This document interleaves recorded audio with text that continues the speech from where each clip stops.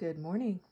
It's the 2nd of January 2023, and I just fixed myself some breakfast, which was one small onion, one small yellow squash, and a handful of dandelion greens cooked up in some coconut butter.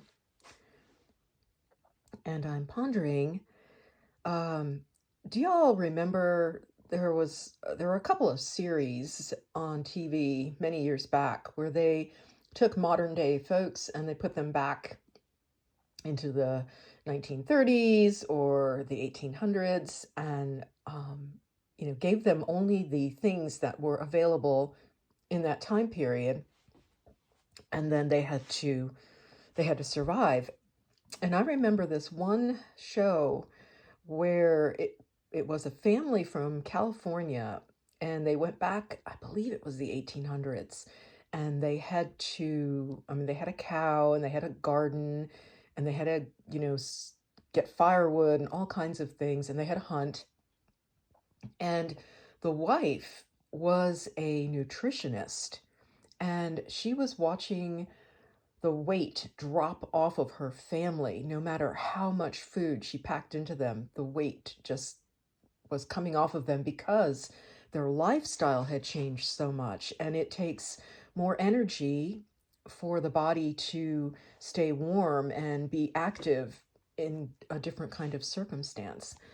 So that got me thinking about where we are now and potentially some changes that are coming due to cost of living, as well as different things that are happening with the weather and growing food and availability of food, and what it would be like if we had to absolutely supply everything for our daily diets, and how much weight would we lose, and what are the best foods, the most nutrient dense foods, and potentially, as the weather patterns are shifting, will these foods even be possible to grow? So I'm pondering on this right now.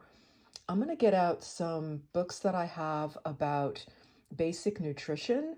And if any of you all are nutritionists, I would love to hear your thoughts about this. Okay. The first page I'm choosing to focus on comes from a 1947 copy of a pressure cooking cookbook. So this is based on what, they were recommending back in 1947. But you begin to get an idea of what the different foods offer to the body just as a growth promoting and protective diet. And then on the adjacent page, they are talking about bodybuilding and regulating, as well as energy giving. So how many people are in the family? What are their ages? What are their dietary needs now based on the lifestyle that we currently are living? And then begin to think about what happens if supply chains are not bringing the foods that we normally get, or because of the transitory inflation, we are not equipped financially to continue to eat as healthy choices of foods as we were, say, even 3 years ago. So yeah, just start thinking about this, and hopefully this is going to show up in the video, and I'm holding steady enough so that y'all can read this. Yeah, so the difference between what adults would be needing and what children will be needing as their bodies are growing. And so this is just the first book I'm going to show you. Another book that I've found really, really helpful is Nourishing Traditions. And let's focus in on the table of contents so you can see what all she offers in here. And there's the other side, and of course there's a recipe for daikon radish and pickled beets, pickled turnips, red peppers. So I'm focusing in on the fermented stuff just because you know how I feel about sauerkraut, but there are other things that you can make.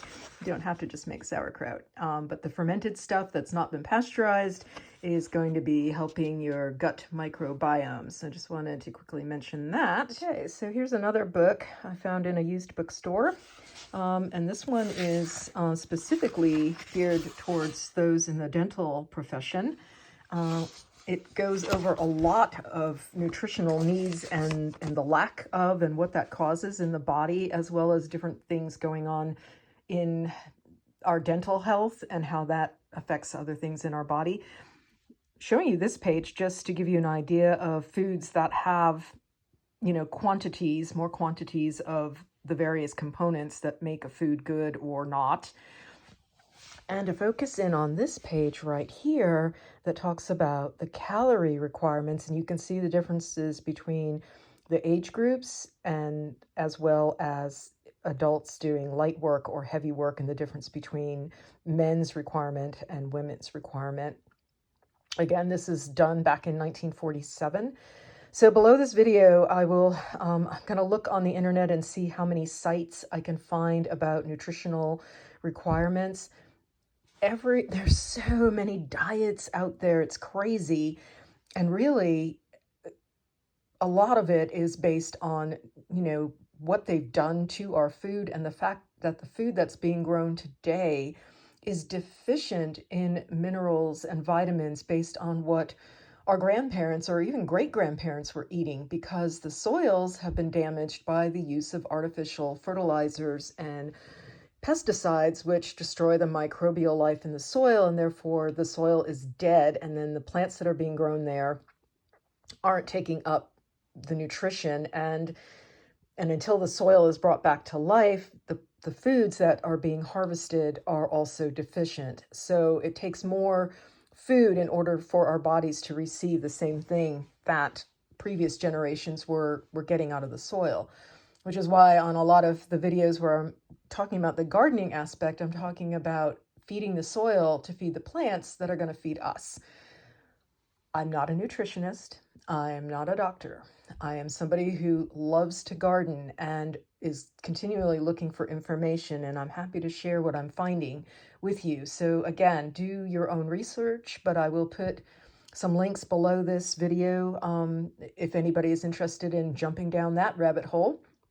For those of you who are already informed, I would love to see your comments on here and any links that you might have or other websites that you've been following that you found helpful. Please share those. We're an online community. We're separated by lots of miles on different continents, and yet we are a community, and we can help each other whilst this information is still available. Again, if you have access to an older bookstore or online, look for some of these books that are no longer in print. The nutritional stuff, I believe, is still valid. Okay. So what? So now we're looking at a little chart that I pulled out of some probably magazine or newspaper back in 2015. This is specific to my area here in Southern Appalachia, as we currently have the weather that we have. And this just shows the best time to plant and how far apart to plant, and then how long it takes for the plants to mature and come to harvest currently.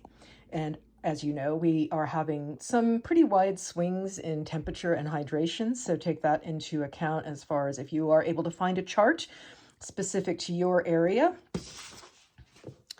This book, John Jevons studied with my hero, Alan Chadwick. And if you don't know Alan Chadwick, look him up.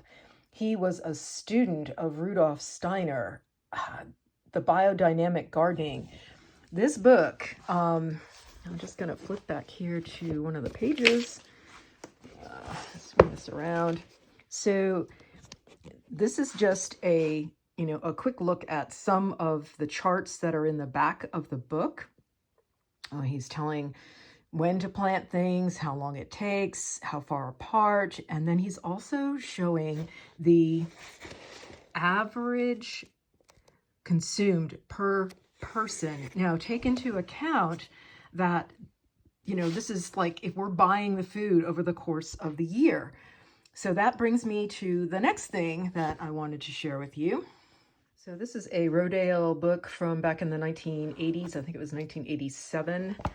What I wanted to share with you here, so this is a sample family food inventory. So just some basic things that y'all might be eating and how many plants you need to grow in order to do this. And so in this particular chapter, we're looking at determining needs and assessing how much a family food inventory. So you can do this on your own as far as, look what's in your pantry. How much are you buying every week to supply your family? Is it possible, even at this point, based on where you live and the amount of garden space that you have, to produce what you need?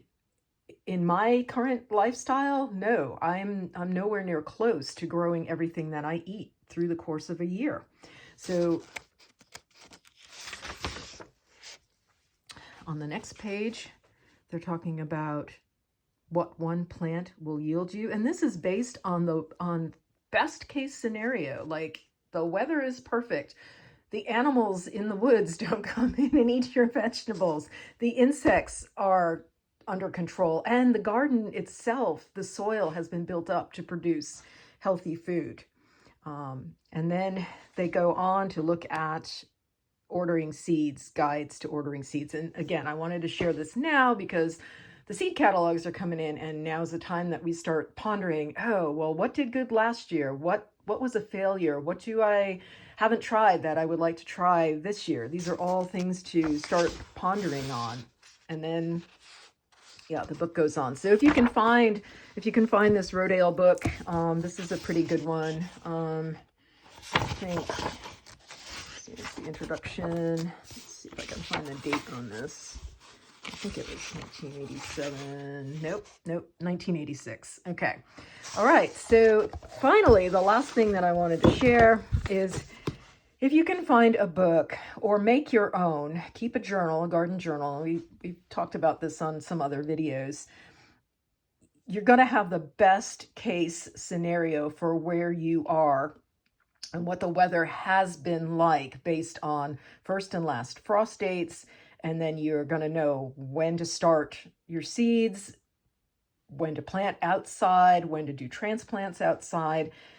And then based on the information that you've collected as far as, well, my family loves peas, so we eat way more peas than we do beans, whatever, you're going to know what you need to plant more of. Okay, I hope this is getting you excited about doing a little bit of research. It's still, most of us, it's still too early to go outside and do anything, but I know the spring fever's already catching me. Hopefully it is y'all too, and it's the start of a new year. So let's share and see what we can do to encourage each other, because I think this is going to be a great year for all of us to take the next step in being more self-sufficient.